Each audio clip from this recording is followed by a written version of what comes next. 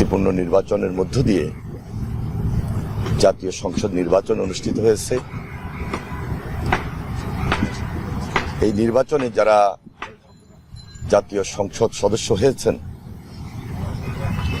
বাংলাদেশ জাতীয়তাবাদী দল এবং অন্যান্য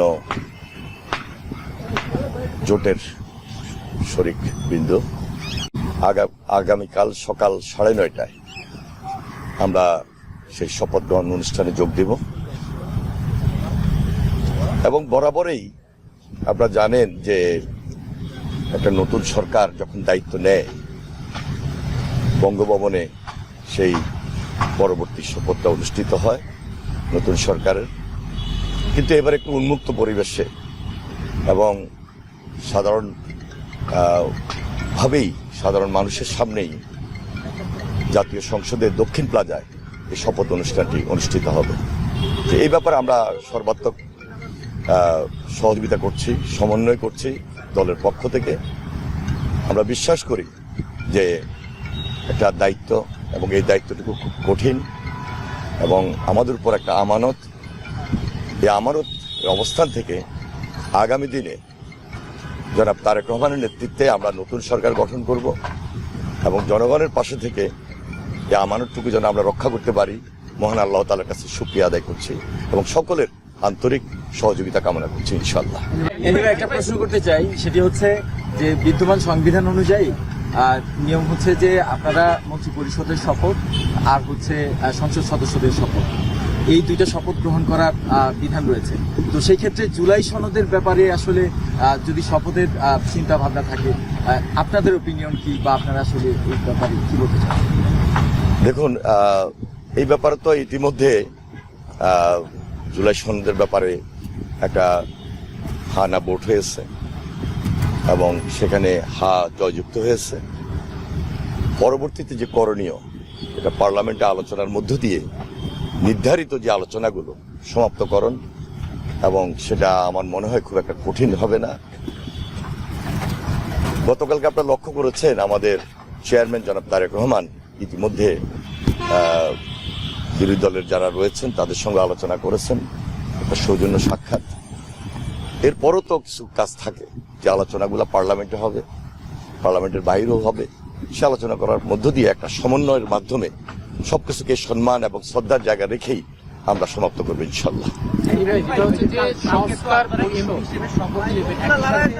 সংবিধান সংস্কার পরিষদের সদস্য হিসেবে আপনারা শপথ নেবেন কিনা? কারণ জুলাই সনদে গণভোটের মাধ্যমে একটা পাস হয়ে আসবে। একটি সংবিধান সংস্কার পরিষদ আমার মনে হয় আমি বলার চেষ্টা করেছি, আমার মনে যদি বুঝে থাকেন যে জাতীয় সংসদে সেই আলোচনাগুলা এবং এর পাশাপাশি যারা বিরোধী দলীয় নেতৃবৃন্দ আছেন তাদের সঙ্গে আলোচনা করেছেন আমাদের চেয়ারম্যান জনাব তারেক রহমান, এটা খুব সহজ হবে, খুব কঠিন কাজ হবে না ইনশাআল্লাহ।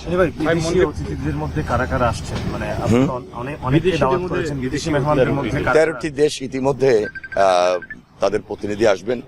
কোন দেশের প্রধানমন্ত্রী আসবেন, কোন দেশের পররাষ্ট্রমন্ত্রী আসবেন, স্পিকার মহোদয়রা আসবেন এবং অন্যান্য যারা আছেন ডেলিগেট হিসাবে তারা অংশগ্রহণ করবেন। আরেকটা বিষয়, যে দীর্ঘ ফেসিবাদ বিরোধী আন্দোলনে ছিলেন আপনারা, এই যে দীর্ঘ ত্যাগ তিতিক্ষা আপনাদের, সেই জায়গায় আপনাদের সরকার বাংলাদেশের মানুষের আকাঙ্ক্ষা বাস্তবায়ন করতে পারবে না, মানুষের কিন্তু প্রত্যাশাও নেই। আমরা শহীদ পরিবারদের প্রতি গভীর শ্রদ্ধা নিবেদন করছি। বিশেষ করে বিগত আন্দোলন সংগ্রামে যারা গুম, খুন এবং শহীদ হয়েছেন সর্বশেষ জুলাই আন্দোলন পর্যন্ত, সকলের প্রতি আমরা গভীর শ্রদ্ধা নিবেদন করছি, তাদের পরিবারের প্রতি সমবেদনা জানাই এবং তাদের পরিবারের পক্ষ থেকে আগামীকালকের এই শপথ অনুষ্ঠানে অনেকেই দাওয়াত পাবেন যারা জুলাই যোদ্ধা হিসাবে পরিবার হিসাবে রয়েছেন, তাদের প্রতি সেই সম্মানটুকু দেওয়া হচ্ছে এবং তারা উপস্থিত থাকবেন আশা করছি ইনশাআল্লাহ। ভাই, মন্ত্রী পরিষদের আকার কিরকম হতে পারে? আরেকটা প্রশ্ন, সেটা হচ্ছে যে আপনারা যে উন্মুক্ত হবে এবারে রেওয়াজ করে বাইরে করছে, এটা কি কোনো কারণ আছে কিনা? জনগণের সরকার, জনগণের সামনেই উন্মুক্ত পরিবেশে শপথ অনুষ্ঠান হবে, এটা তো হতেই পারে।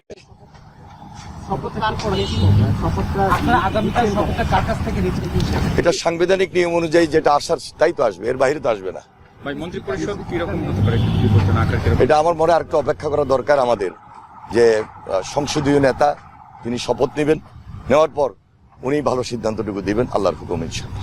একটু আপনি বললেন যে সংসদে আসলে সাংবিধানিক রূপে ঠিক করা আছে যারা এই পরিস্থিতি আপনার কার কাছে শপথ করলেন, কিন্তু অনেকেই বলছে যে এই বিষয়ে নিশ্চয়ই তো সংবিধানে একটা নিয়ম আছে যে অনেকেই বলছে যে এখন তো একজন অনির্বাচিত লোকের ব্যক্তির কাছ থেকে শপথ নিচ্ছেন, কিন্তু সংবিধানে আমার মনে হয় একটু অপেক্ষা করেন। সাংবিধানিক যে রাইট, সেই রাইটের প্রতি আমরা সম্মান জানাই, গুরুত্ব দিই এবং যথেষ্ট শ্রদ্ধার জায়গা থেকে এখানে একটা আনুষ্ঠানিকতা হবে এবং সেটার প্রতি আমরা সর্বোচ্চ যে দায়িত্ব বা সম্মান সেটাকে আমরা প্রদর্শন করি। আগামী বাংলাদেশে কেমন হবে একটু বলবেন? অবশ্যই একটা দেশপ্রেমিক সরকার হবে এবং দায়িত্ব নিয়েই সকলের যে আমানত, শ্রদ্ধা এবং সম্মানের সহিত সে আমানতটুকু যেন আমরা রক্ষা করতে পারি, সেই দায়িত্বটুকু আমরা পরিচালনা করব এবং সম্পূর্ণভাবে জনগণের সরকার প্রতিষ্ঠিত হবে, দেশপ্রেমিক সরকার প্রতিষ্ঠিত হবে এবং জনগণের পাশে থেকে আমরা তারেক রহমানের নেতৃত্বে কাজ করছি এবং করবো ইনশাআল্লাহ।